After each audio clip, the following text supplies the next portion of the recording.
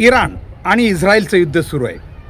अमेरिकेनं इस्रायलला उघडपणे पाठिंबा दिला आहे आणि या दोन्ही देशानं इराणवर प्रचंड हल्लेही केलेले आहेत. इराणनंही आपलं राष्ट्रीयत्व सिद्ध करत या दोन्ही देशाला अक्षरशः नाकी नऊ आणलेले आहेत.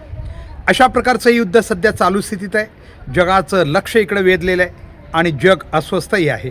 कारण हे युद्ध कदाचित आणखीन भडकल्यास पुढं याचे दुष्परिणाम संपूर्ण जगाला भोगावे लागू शकतात.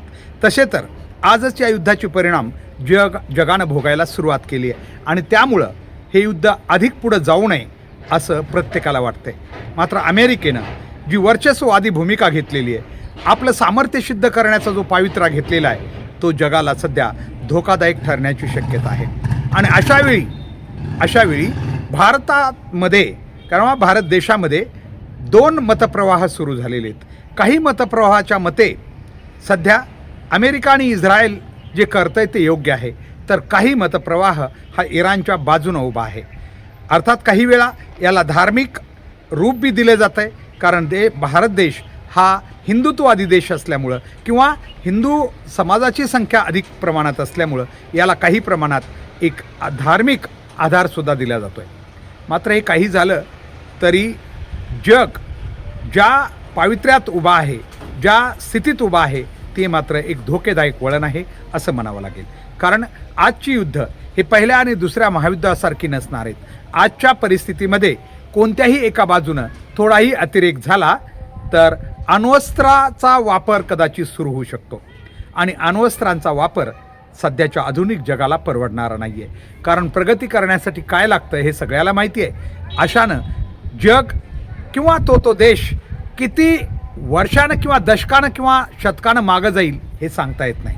कारण जे उभा केलेलं विश्व आहे हे एका रात्रीत उभा नाही आहे. प्रत्येक देशाला याला खूप वेळ लागलेला आहे आणि त्यामुळं अशावेळी कणखर भूमिका प्रत्येक देशानं घेतली पाहिजे. अमेरिका ज्या प्रकारे प्रत्येकाला भीती दाखवत आहे किंवा टॅक्स वाढवून म्हणा किंवा इतर प्रकारे काही अडवणूक करून जी प्रत्येकाला भीती दाखवत आहे ते थोडंसं भयानक आहे.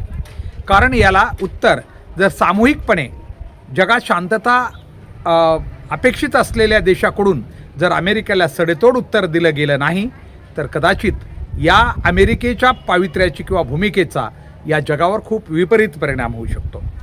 आणि म्हणून भारतासारख्या देशाचा जर विचार केला तर भारत खरं तर इराणनं भारताला यापूर्वीही एक मैत्रीच्या याच्यामध्ये जी मदत केलेली आहे तीही आम्हाला लक्षात ठेवावी लागेल. काही लोक फक्त याला धर्म आणि इथलं सरकार याच्या च्या माध्यमातून त्याचं चिंतन करतात किंवा विश्लेषण करतात, परंतु असं जमणार नाही. कारण मी एक भारतीय सैनिक होतो. भारताची शांतीसेना श्रीलंकेत पाठवताना लक्षात ठेवा जरा, कधीकधी देशाला दूरचा विचार करायला लागतो. त्यावेळीच्या पंतप्रधान राजीव गांधी यांनी जयवर्धने यांच्याशी करार करताना श्रीलंकेचे त्यावेळेचे राष्ट्राध्यक्ष जयवर्धने होते. केवळ खरं तर तिथलं आम्ही पाणीसुद्धा घेत नव्हतो, लक्षात ठेवा नीट जरा. म्हणजे आपल्या भाषेत सांगायचं तर सगळा खर्च हा भारत देश करत होता. श्रीलंकेनं तिथं अजिबात एक पैसाही शांतीसेनेला दिला नाही. तरीही एवढ्या मोठ्या प्रमाणात हजारोंच्या संख्येनं शांतीसेना श्रीलंकेमध्ये भारतानं पाठवली. उद्देश फक्त त्या ठिकाणी दुसरा कुणी देश येऊन तिथं आपलं सैनिकी वसाहत निर्माण करू नये. नसता अमेरिका एका दिवसात यायला तिथं तयार होती श्रीलंकेला मदत करायला, परंतु भारत देशानं तिथं जायचं यासाठी ठरवलं की दुसरा देश जर तिथं आला असता तर जी आज इराणमध्ये स्थिती झालेली आहे, कारण थोडंही आज श्रीलंकेच्या सानिध्यातून जाणारी, कारण ते एक बेट आहे आणि आज भारताची मोठी वाहतूक, मोठी जी जहाजं आहेत ते श्रीलंकेला वळसा घालून जावं लागतं. हे जर आमचं वाहनं जाणं हे दुसऱ्याच्या ताब्यात गेलं असतं तर खूप भयानता होती. आणि हेच इराणच्या बाबतीत घडतं आहे. आपल्याला माहिती सध्या इराणचा जो तेल साठा आहे किंवा व्यवहार आहे, व्यापार आहे, हा भारताकडे येताना जी सामुद्रधुनी आहे त्या सामुद्रधुनीतून येताना इराणला जे सांगूनच यावं लागतं. आणि इराण जेव्हा अशा स्थितीत सद्य परिस्थितीमध्ये भारताला स्वतःचं अस्तित्व आणि स्वतःची सार्वभौमत्व कायम ठेवणं खूप गरजेचं आहे. कारण अलीकडच्या काळामध्ये अमेरिकेनं भारतविषयी जी भूमिका घेतलेली आहे ती खूपच भारताला कमी लेखणारी आहे. कारण आपण बघितलं असेल भारत पाकिस्तान युद्धात देखील अमेरिकेनं आपण युद्ध थांबवलं आहे किंवा दोन्ही देशावर दबाव टाकून आपण हे युद्ध थांबवू शकलो अशा प्रकारे जगाला सांगण्याचा प्रयत्न केला. त्यानंतरच्या काळातही जेव्हा जेव्हा अमेरिकेनं भारताविषयी काही भूमिका मांडली आहे ती संशयास्पद आहे.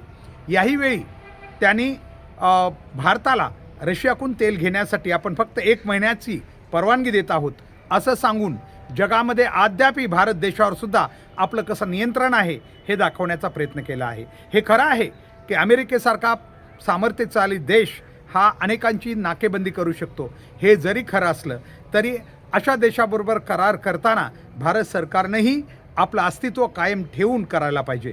कारण उद्या कुठल्या देशाकडून कुणी काय घ्यावं किंवा कुठल्या देशाशी आम्ही व्यवहार करावा हे जर अमेरिकेच्या हातात असेल तर कदाचित भविष्यात ही आमची गुलामगिरी तर वाटचाल नाही ना असा प्रश्नसुद्धा मनात येऊ शकतो. आता भारतातील लोक वेगवेगळ्या प्रकारे वेगवेगळ्या समर्थन करतात. विशेषतः त्या समर्थनामध्ये धार्मिक बेस असतो. आम्ही म्हणतो धर्मापेक्षा देश सर्वश्रेष्ठ आहे. देशापेक्षा कुठलाही धर्म मोठा नाही आहे. नाहीतरी भारतीयांची विषयीची जी बाब आहे पवित्र आहे हे आपण पाहिलं आहे. जोपर्यंत धर्म आहे तो धर्माला महत्त्व देतात आणि एकदा जातीत गेलं की स्वतःची जात श्रेष्ठ मानतात. अशा धर्माला जो धर्म जातीमध्ये विभागलेला आहे त्याचं अस्तित्व अनेक वेळा धोक्यात येऊ शकतं. कारण धर्मानंतर हे लोक जातीत जातात तेव्हा ते आपल्या जातीला सर्वश्रेष्ठ मानतात. अशावेळी त्यांचा धर्म बाजूला ते ठेवतात. म्हणून धर्मापेक्षा देश मोठा आहे हे नेहमीच मान्य करावं लागेल. म्हणून काही सध्याच्या बाबतीत विशेष म्हणजे सध्या जी इराणचं जहाज जे आहे ते भारतीय हद्दीत आल्यानंतरसुद्धा जर अमेरिका त्याला बुडवण्याचा प्रयत्न करत असेल आणि त्या ठिकाणी थोडक्यात म्हणजे श्रीलंकासारखा देश त्याला शरणागती देत असेल तर आपण बघितलं असेल की हे थोडंसं भारताला विचार करायला लावणार आहे. श्रीलंकेसारखा देशसुद्धा मदतीला धावतो इराणच्या आणि आम्ही मात्र बघत असू तर आम्हाला याचा विचार नक्कीच करावा लागेल.